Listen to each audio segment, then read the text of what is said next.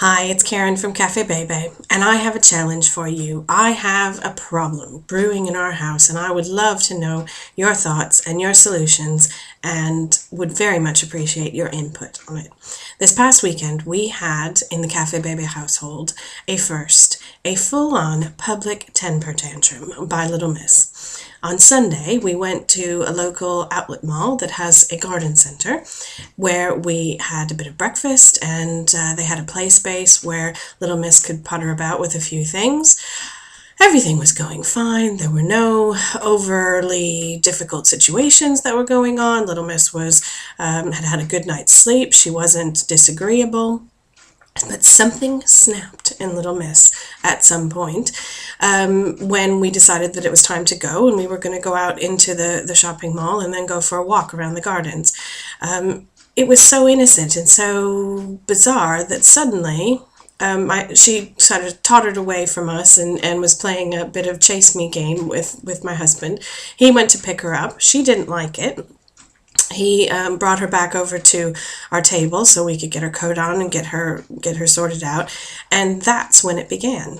A switch was flipped with Little Miss, and suddenly she became a holy terror, kicking, screaming, shouting, hitting, and ultimately biting my husband on his hand. Not biting hard, but it just happened to be there, and obviously that was her only way of releasing her frustration.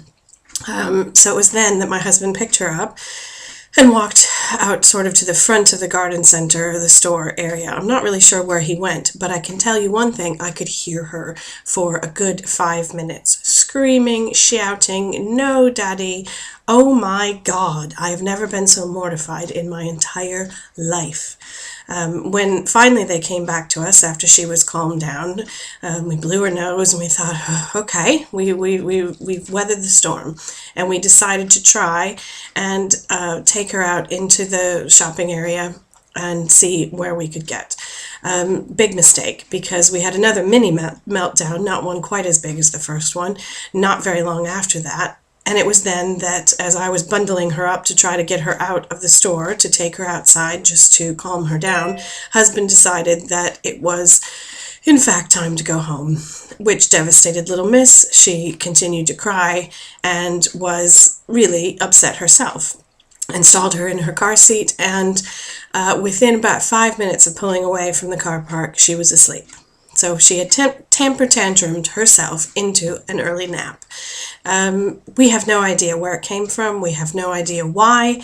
And I would love, love, love to know how you solve your children's temper tantrums. How do you deal with it? How do you get them to come out of it?